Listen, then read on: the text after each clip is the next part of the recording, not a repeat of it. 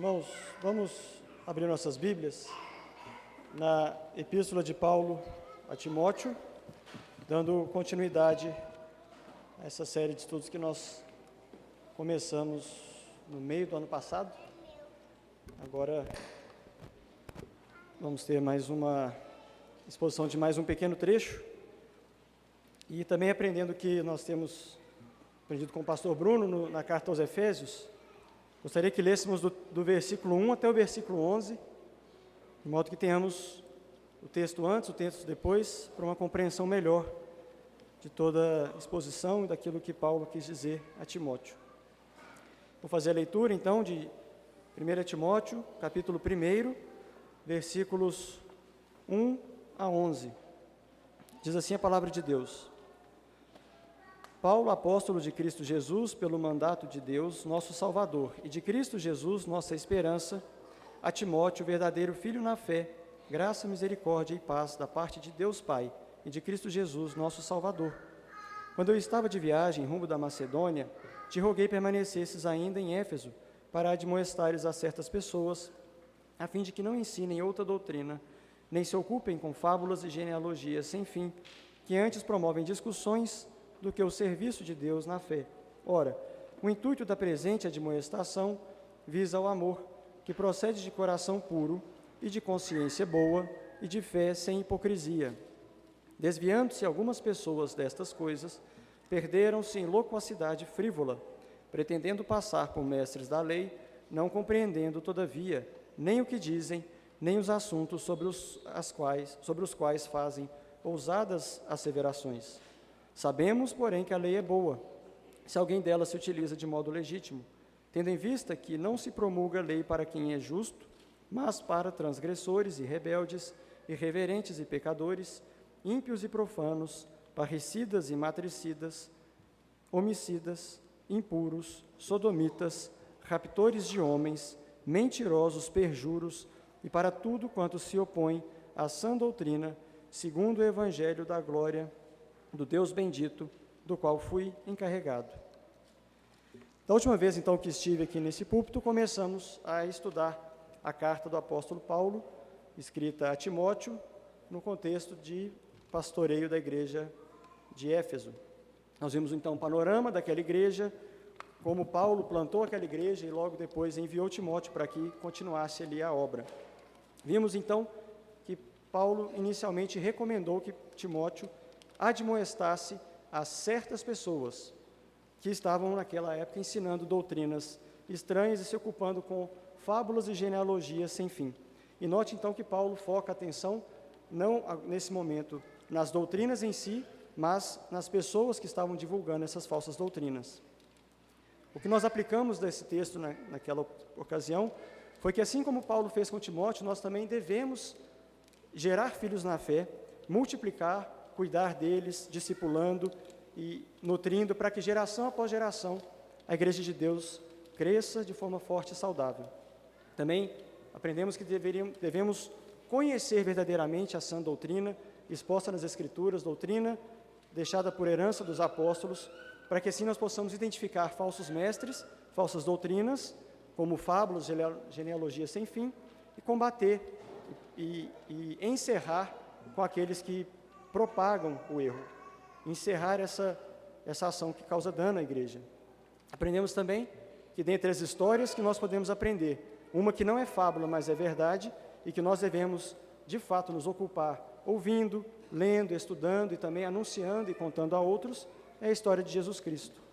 Também aprendemos que, como genealogia, aquela que importa nós fazermos parte, de fato, é a genealogia de Jesus Cristo, que nós podemos adentrar, podemos ser recebidos por meio da fé que vem pela graça de Deus, nosso Salvador, e de Cristo Jesus, nossa esperança, como o próprio Paulo diz na sua saudação. Essa não é uma genealogia revelada na Escritura, que é misturada com fábulas, com histórias inventadas, mas ela é totalmente verdade, e ao fazer parte dela, nós temos a oportunidade, então, de fazer parte do maior propósito da história da humanidade, que é o plano da glória de Deus, da exaltação do nome de Cristo. Nós lemos, então, do versículo 1 até o versículo 4, naquela oportunidade. Agora nós vamos nos dedicar aos versículos 5 a 7. No versículo 5, então, em continuidade, Paulo mostra qual é o objetivo dessa admoestação a essas certas pessoas, do versículo 3. E diz assim o versículo 5: Ora, o intuito da presente admoestação visa ao amor, que procede de coração puro. Aquelas certas pessoas, os falsos mestres, estavam ensinando outras doutrinas e ocupando-se com historinhas inúteis, que eram um perigo para a igreja e eram, como disse, inúteis. Mas não eram considerados ali por Paulo, naquele momento, como casos perdidos, pessoas que deveriam ser imediatamente afastadas da comunhão e expulsas, e ninguém desse ouvido a elas nunca mais.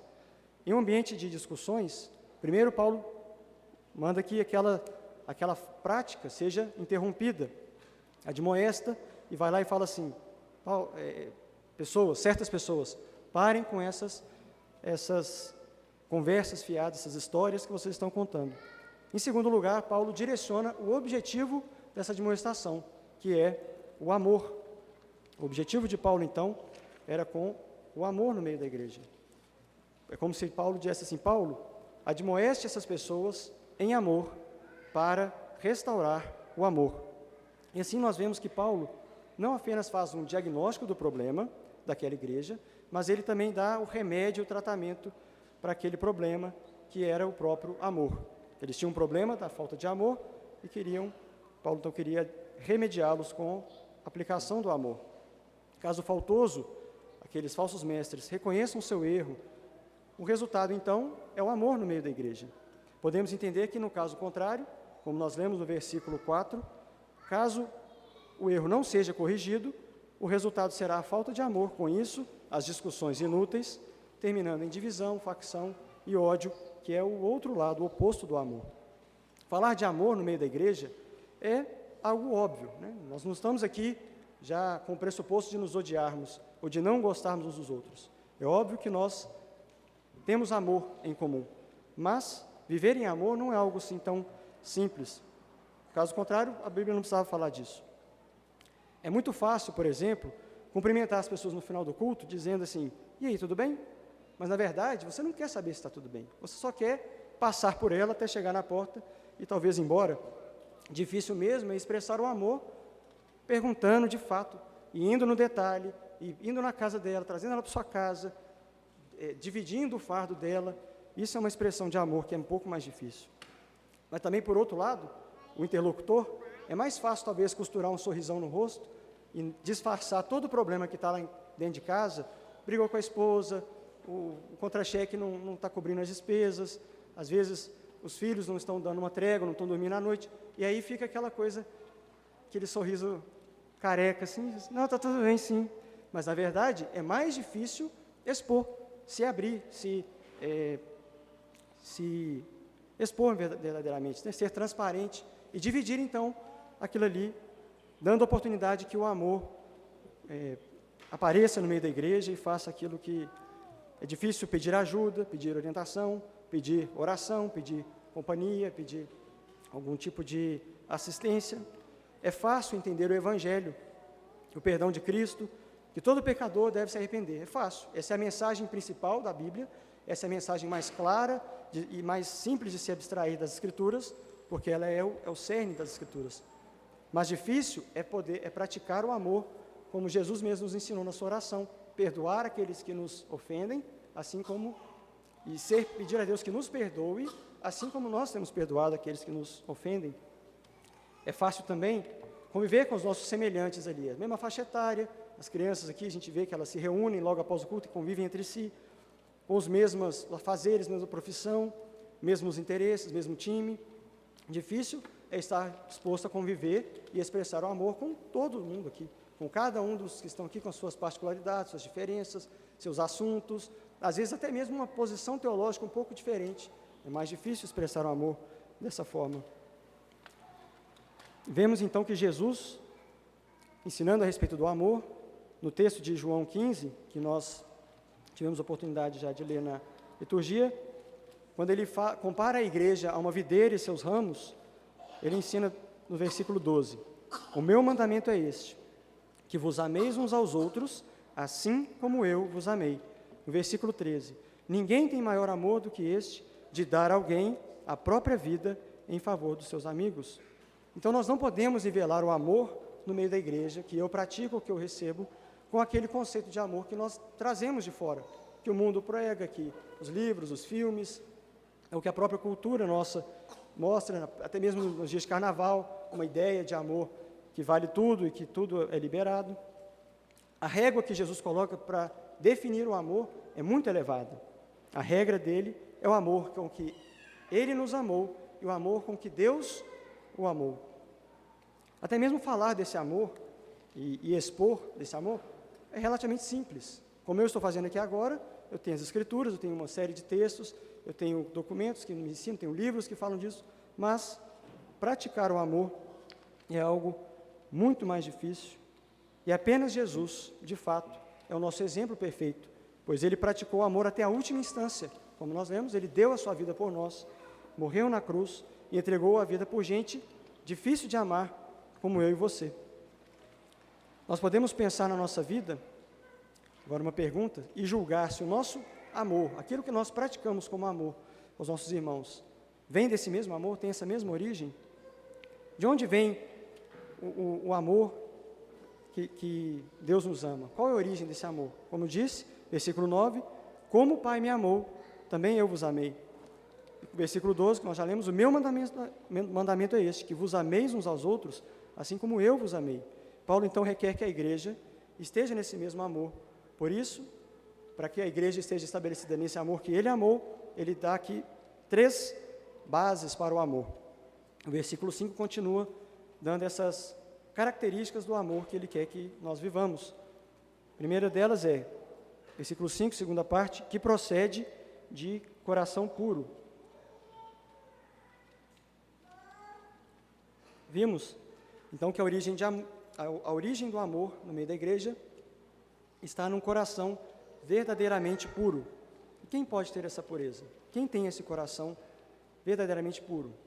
Algum de nós aqui? Não. Apenas o próprio Cristo, que nos purifica. Olhe para o seu coração. Ele é puro ao ponto de manifestar esse amor genuíno? É um coração capaz de amar seus irmãos, não apenas de superficialidade, mas ao ponto de dar a sua vida em favor de algum daqui?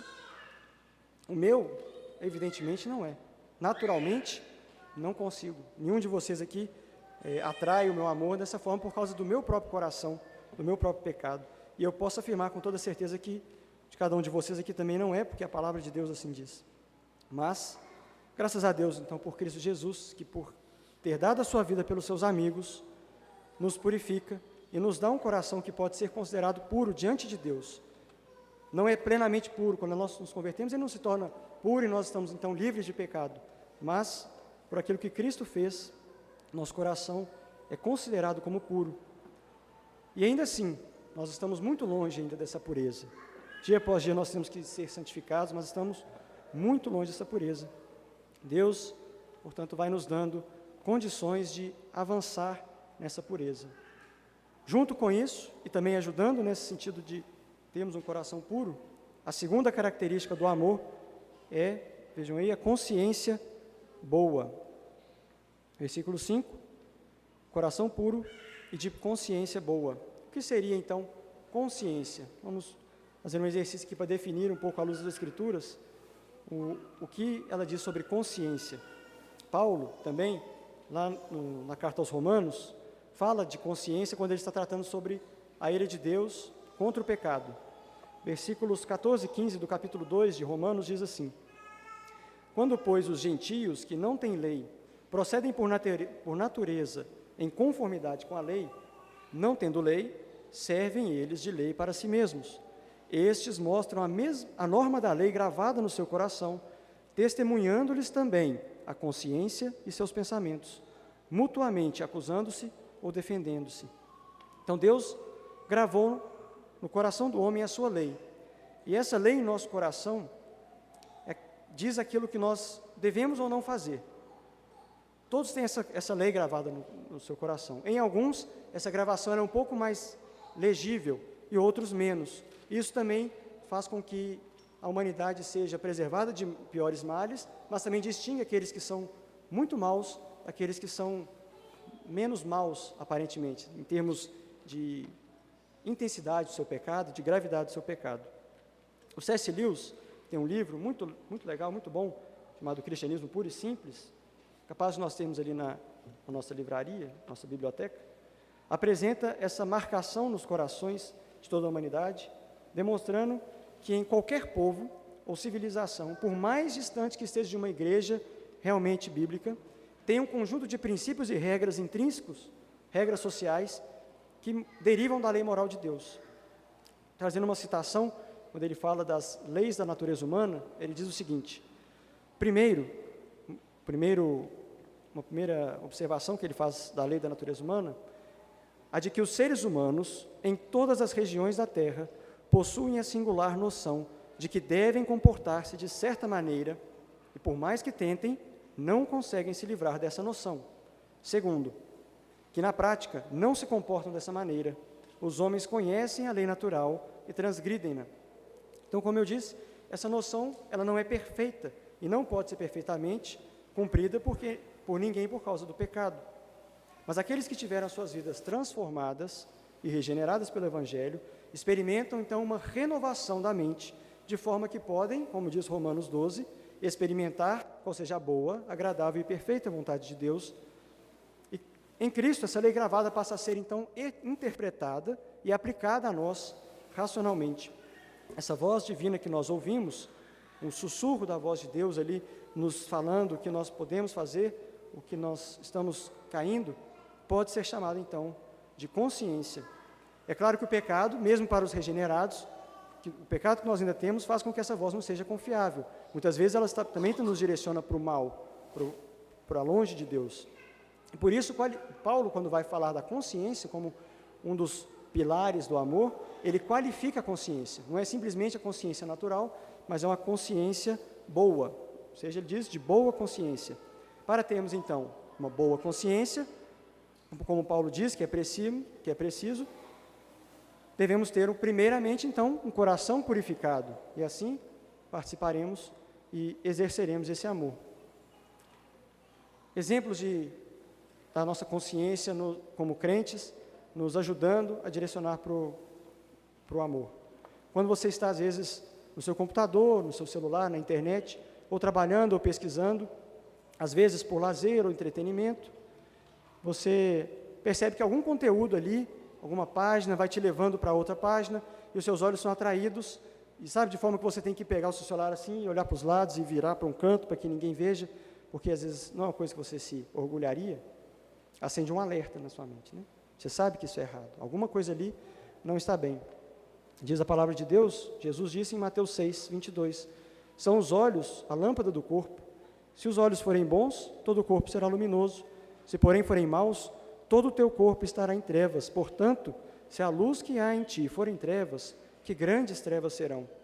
Esse exemplo pode ser, talvez aí todos já pensaram nisso enquanto eu falava, algo ligado à sensualidade, à pornografia, mas não necessariamente, isso também é abominável, mas outras coisas que, de forma equivocada, podem gerar pecado e podem ser formas que nós suplantamos a nossa consciência para o mal. Muitas vezes esportes em excesso podem nos fazer pecar nesse sentido, com os nossos olhos, filmes e séries em excesso, compras pela internet ali em excesso, a vida dos outros através de redes sociais, ou apenas o ócio e aquele scroll infinito de vídeos e de coisas inúteis que necessariamente não são pecados, mas que vão consumindo o seu tempo e sem a devida atenção à voz da consciência, nós nos perdemos em pecado.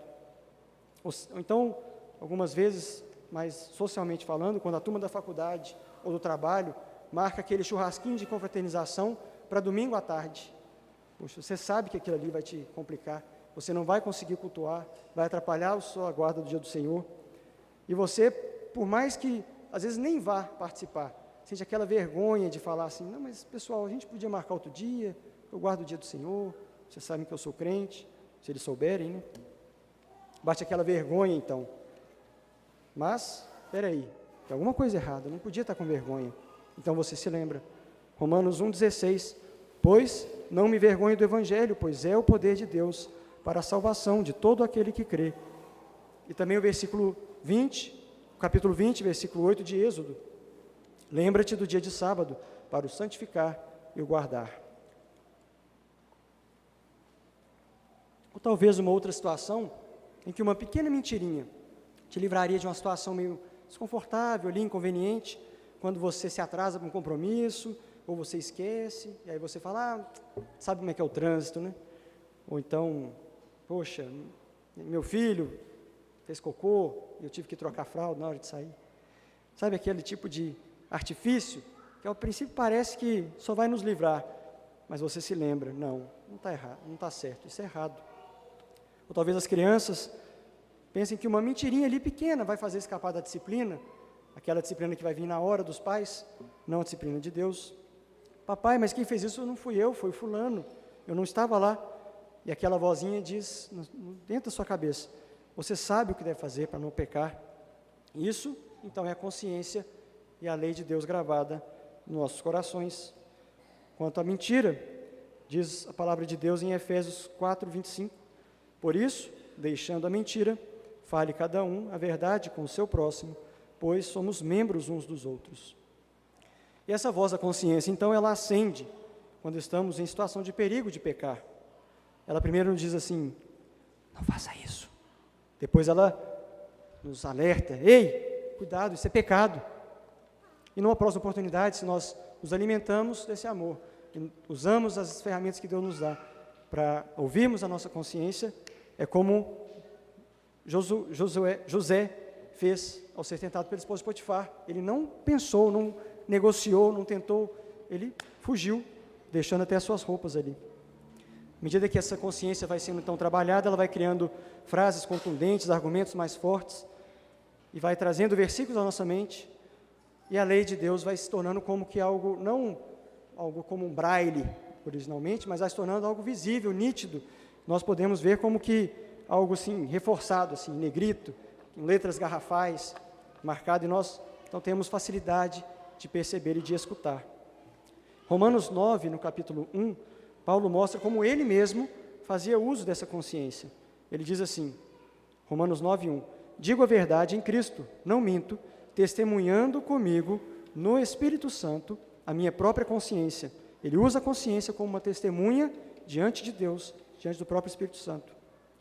O nosso coração purificado recebe então por Deus a capacidade muito maior de ouvir em alto e bom som essa voz da consciência, além de termos uma disposição para ouvi-la e obedecer a palavra de Deus, fortalecidos pelo Espírito de Deus, que agora atua nos filhos da desobediência.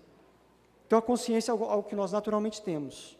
Todo ser humano tem, aqueles que são crentes, aqueles que estão lá fora, todos eles têm essa consciência. Mas se nós somos purificados e alimentamos a nossa fé, o nosso amor com essa lei gravada, usando a lei revelada de Deus, ela se torna boa. Ela se torna como Paulo mesmo define que ela deve ser naquele contexto da igreja. E nesse ponto eu quero deixar uma recomendação pastoral para toda igreja, que é o seguinte: decorem versículos. Decorem versículos. O máximo que vocês puderem. É mais difícil quando a gente se torna mais velho. As crianças têm uma facilidade de decorar incrível, impressionante. Eu aprendi muito disso quando eu tive as minhas crianças, porque a Ana começou a decorar muito mais rápido que eu, e capaz dela saber ainda, alguns que a gente decorou quando ela tinha pouca idade, bem menos idade, ela se lembrar ainda. Mas essa ferramenta, ela tem poder, de fato, para mim, para você, para nos livrar, para nos fazer ouvir essa voz da consciência com mais clareza. Paulo, então, dando o primeiro e o segundo suportes do amor, agora ele nos alerta para o terceiro suporte, que é, no final do versículo 5, uma fé sem hipocrisia, uma fé não fingida, uma fé genuína. Paulo usa esse mesmo termo na sua carta, um pouco mais à frente, para referir-se à própria fé que Timóteo demonstrava, que sua mãe e sua avó, Eunice e Lloyd, também viviam.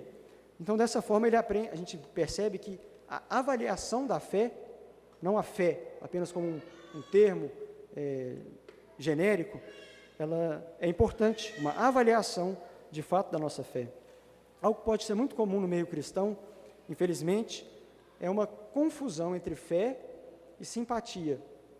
O que eu quero dizer? Não é uma simpatia, tipo macumba que a gente vê na rua aí, mas de alguém ficar simpático à vida da igreja, simpatizar com esse ambiente gostoso e fraterno.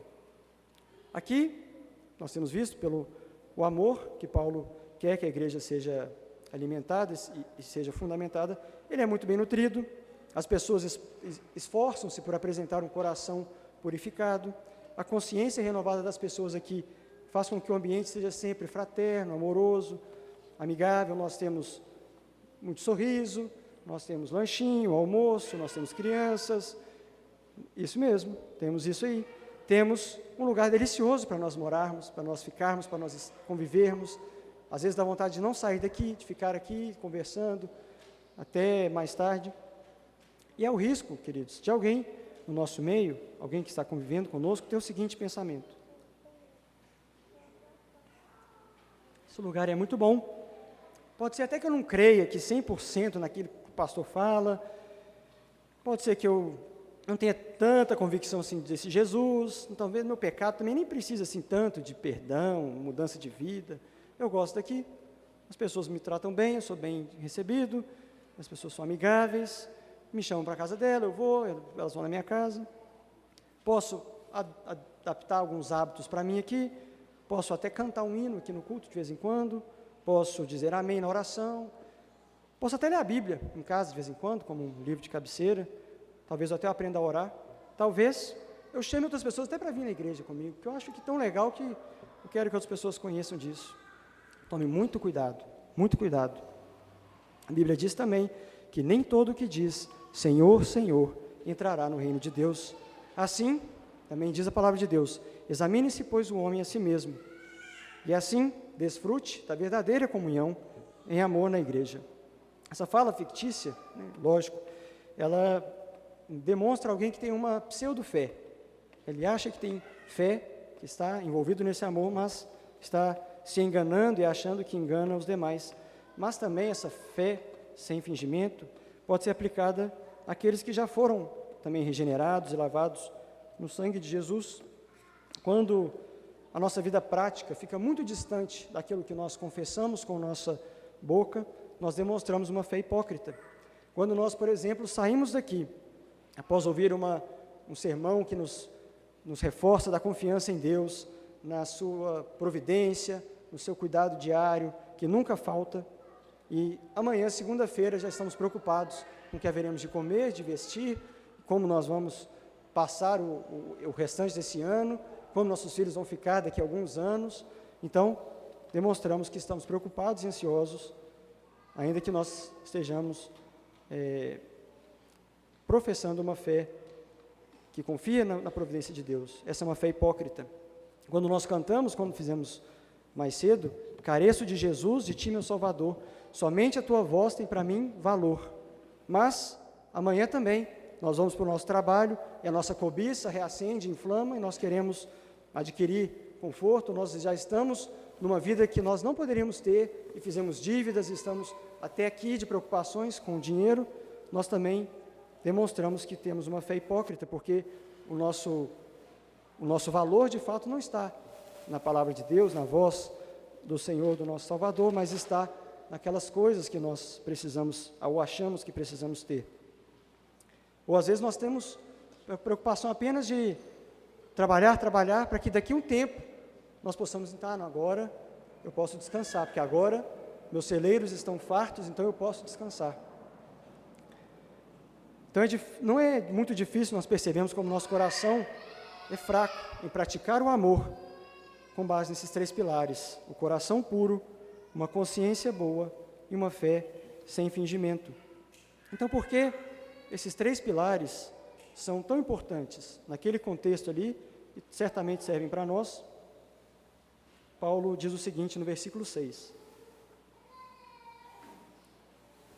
Desviando-se algumas pessoas destas coisas, são aquelas certas pessoas, perderam-se em loquacidade frívola. Essas certas pessoas, então, perderam um ou mais do tripé desse amor na igreja. E quando você tem algo sustentado por um tripé, se algo deles é tirado, ou dois, certo que vai cair. E o que eles estão fazendo? Loquacidade frívola, que do original quer dizer conversa fiada.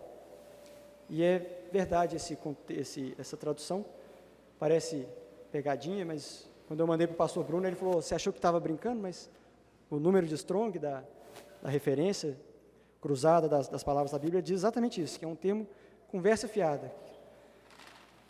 A associação que Paulo faz, nessa carta mesmo, um pouco mais à frente, é que essas conversas fiadas são associadas a ensino de demônios e espíritos enganadores.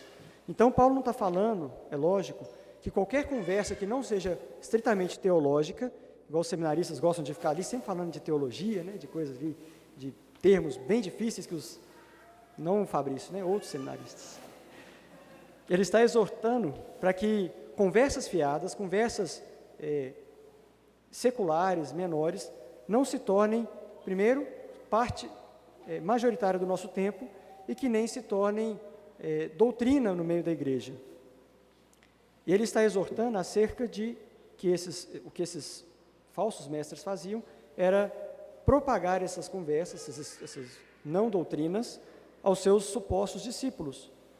Tiago também vai tratar esse assunto na sua carta, no capítulo 3, ele diz assim, falando a respeito do perigo de se tornar um mestre. Meus irmãos, não vos torneis muitos de vós mestres, sabendo que havemos de receber maior juízo. E na sequência desse texto, ele vai falar de forma muito dura sobre os perigos de falar, de ensinar, e o perigo que a língua tem como um órgão, um instrumento de controle e de destruição.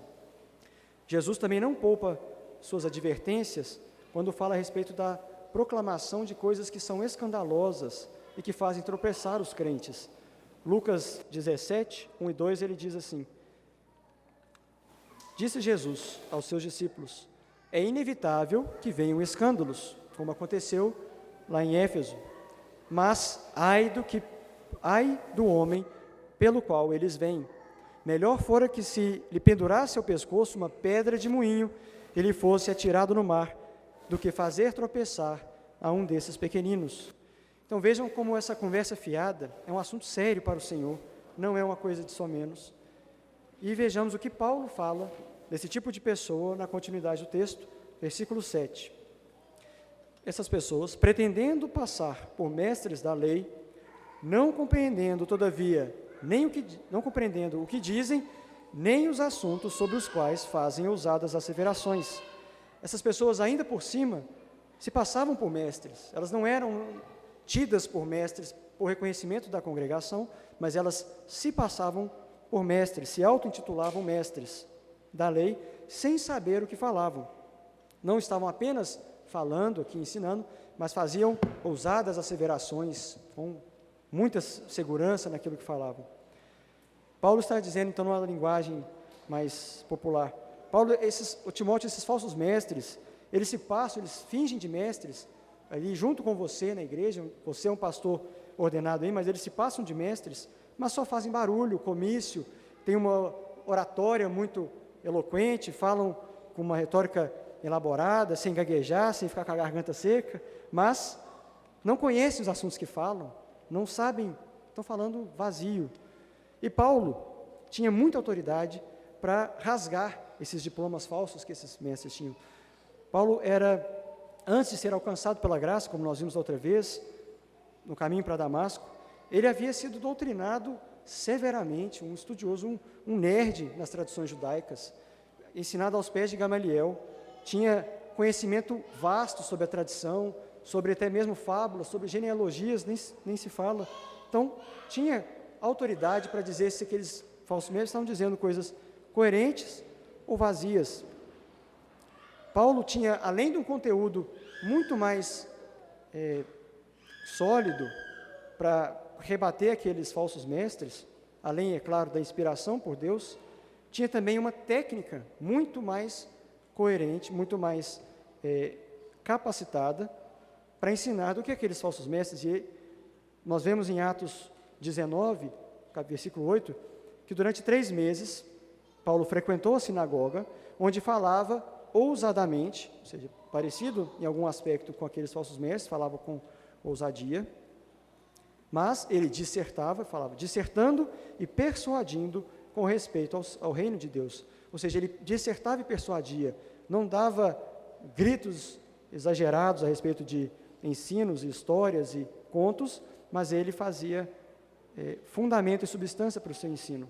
E eu fico imaginando, quando fiz essa comparação, um tribunal, e 2 advogados, cada um defendendo sua causa, e um deles, depois de fazer uma ampla defesa, fazer documentos e pesquisar, e ir na legislação e trabalhar, faz uma defesa ousada, dissertando e persuadindo aquele júri ou aquele juiz. E do outro lado, depois vem um certo advogado, apenas falando coisas ali, asseverações, com um discurso muito eloquente, mas que é nitidamente de loquacidade frívola.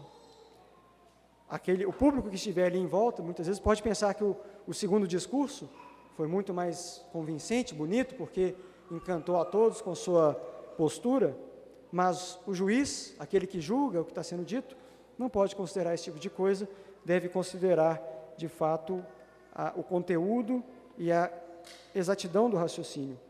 Trazendo para o contexto da nossa igreja, da Igreja de Cristo em geral, temos que ter cuidado com discursos inflamados, emocionantes, nos púlpitos ou nos palanques. Devemos julgar sempre pelo conteúdo da palavra, não pela eloquência do pregador. Tome cuidado para que você também não seja, eventualmente, um falador imprudente das verdades de Deus, misturando com conversas, discussões teológicas, às vezes ao vivo, às vezes na internet, ou no seu discipulado com alguém, talvez em evangelismo. Não vá além do que a palavra de Deus diz, não invente histórias, não tente fazer associações de genealogias ou fábulas. Fique com a palavra de Deus, e somente com a palavra de Deus. E agora, irmãos, eu queria trazer uma dica bônus de cuidado, baseado numa conversa que eu tive recentemente com um amigo pastor, que é o seguinte: tome cuidado também com sermões gravados e publicados online. E esteja atento ao conteúdo e à fidelidade. Não só isso. Ainda que você faça um filtro muito bom, teologia boa, reformada, bons pastores, bons palestrantes, tome cuidado com mesmo que sejam ótimos pastores, ou às vezes ótimas palestrantes, mulheres piedosas que contribuem muito para o reino de Deus com seu material, não faça desses homens ou mulheres seus pastores pessoais, porque verdadeiramente eles não são os seus pastores. Deus organizou a igreja dele em comunidades locais, como nós temos aqui, e também um pastoreio local. Aqueles pastores que estão gravados na internet, eles são pastores reais, atuam e pastoreiam igrejas reais, e ali eles têm ovelhas reais nas suas igrejas locais. Os membros daquela igreja, arrolado, estão sendo edificados de uma forma diferente do que nós somos edificados quando nós vemos esse material. A palavra deles, de pastores gravados, ainda que sejam palavras de Deus muito boa, não é uma carta de Paulo, por exemplo, inspirada por Deus, preservada e com a ordem de ser espalhada por todas as igrejas até o fim dos tempos. Se você, por exemplo, nos visita, é membro e não é membro aqui na nossa igreja, você sempre será bem-vindo para cultuar conosco, para ser edificado conosco, para ouvir a palavra de Deus, para louvar, para conviver conosco, para ter comunhão conosco. Mas saiba que o pastoreio completo você só vai ter na sua igreja, onde você está arrolado, onde os pastores também ali vão ter responsabilidade sobre a sua vida. Não estou dizendo que você não pode ser muito abençoado com as gravações do reverendo Bruno, lá no Spotify, a gente tem lá no site da igreja, está tudo lá gravado, se você faltar, pode ir lá acompanhar. Ou também do Augusto Nicodemos, nem do Paulo Brasil, do Alain Relé, do Alain Kleber, que nós conhecemos, já estiveram aqui, nem do Gustavo Quintela, onde o reverendo Bruno está hoje, lá em Montes Claros, na igreja dele, o reverendo Oreb, Simone Quaresma, Lia Lima, a Glória Fullman, nem o Paul Washer, com toda a sua capacidade, nem o John Piper, com todos os seus anos de ministério, e certamente você tem bons pastores que você acompanha, que você segue nas redes sociais, que você vê material no YouTube. O quanto você puder ler, ouvir, dedicado a esses homens, faça isso, ocupe o seu tempo, seja ricamente abençoado, tire outras coisas da sua agenda, do seu entretenimento, coloque esse tipo de material. São homens fiéis, mulheres fiéis. Evidentemente, não escute qualquer pessoa também, tenha um certo crivo, pergunte orientação para os pastores da igreja quanto ao determinado pastor, determinado palestrante, mas não se esqueçam que essas pessoas estão pregando para o pastoreio individual, pastoreio local das suas ovelhas. Sejam homens, pastores pregando no púlpito, sejam mulheres no discipulado de outras mulheres. A sua igreja local é onde você tem a sua jurisdição espiritual, vamos dizer assim. Junto com a palavra, nós devemos buscar também a comunhão sincera e fiel com os membros das nossas igrejas. Então, para os membros dessa igreja, assim como eu, o seu pastoreio através desse conselho. Com certeza, muitos desses homens que eu citei, e outros que vocês podem conhecer, vão ter uma habilidade maior, uma eloquência, vão ser especializados em determinado assunto, mas ainda assim, quando se tratar da comunhão completa, fique com a sua igreja local, que é o contexto e o ambiente que Deus projetou para a manutenção da sua igreja. Até mesmo quando, porventura, houver uma aparente contradição entre doutrina, entre entendimentos, entre decisões de conselhos de igrejas locais, primeiro busque a união da sua igreja local. Mantenha o entendimento da sua igreja, da liderança da sua igreja. Se for o caso, depois, consulte o conselho da sua igreja. E se for o caso, estude, ore, estude mais um pouco, medite, ore de novo. Então, em último caso, ou ao final de tudo isso, se a sua convicção for aquela, procure novamente a liderança, trate disso para que a palavra de Deus seja, então, o árbitro, e o Espírito Santo seja o árbitro que conduz a sua igreja, a doutrina da igreja local. Por fim, então, gostaria de trazer algumas aplicações para a nossa edificação nessa noite. A primeira, com base no amor. Para que o amor, então, seja mantido e preservado no meio da igreja, é necessário que haja admoestação contra o pecado. Uma igreja onde há admoestação, e isso é uma marca da verdadeira disciplina, é uma igreja que busca a fidelidade. Mas toda admoestação só pode ter sentido e valor porque houve alguém que sofreu uma admoestação que foi até a última instância, injustamente. Jesus Cristo foi repreendido, teve o nosso pecado exposto sobre ele, foi punido pelas nossas conversas fiadas, pela nossa falta de amor, pela nossa fé fingida, pela nossa consciência cauterizada pelo pecado. Esse Jesus, ele é sim um mestre da lei por excelência, e ele pode fazer e faz ousadas asseverações na sua palavra. Nós podemos ter acesso, devemos ler, crer e confiar plenamente. Jesus é o Verbo de Deus, o autor de toda essa lei, de toda a Escritura, de todas verdadeiras asseverações. Então, apegue-se firmemente a todo o ensino da palavra de Deus. E, por fim, esse mesmo autor nunca se perdeu numa conversa fiada, nunca expôs uma loquacidade frívola, nenhuma de suas palavras foi desperdiçada, porque ele nunca desperdiçou, nunca se desviou dessas três coisas que são a base do verdadeiro amor. Só Cristo tem um coração puro, e pela morte desse coração, é que nosso coração também é vivificado e purificado. Seguindo os pilares do amor, apenas Jesus tem a consciência plenamente boa, mas apenas o Filho ouve a voz do Pai plenamente em completa harmonia de vontades. Ele nunca duvidou da palavra de Deus, que o conduziu até o Gólgota, até a cruz. Ele nunca errou no caminho, pegou um atalho, tudo isso sem pecado. Cristo verdadeiramente esperou nos fatos que ele mesmo não via, teve uma fé absoluta. Ao ser tentado por Satanás, ele não vacilou. Ao ser humilhado pelos judeus, não se intimidou. Ao ser desamparado pelo próprio Pai, ele não desobedeceu. E para completar essa aplicação que nós temos em Cristo, de todo esse ensino que converge no nosso Salvador, quero que nós abramos a Bíblia em Hebreus, na carta aos Hebreus, no capítulo 10, Carta aos Hebreus, capítulo 10, versículos 19 a 22.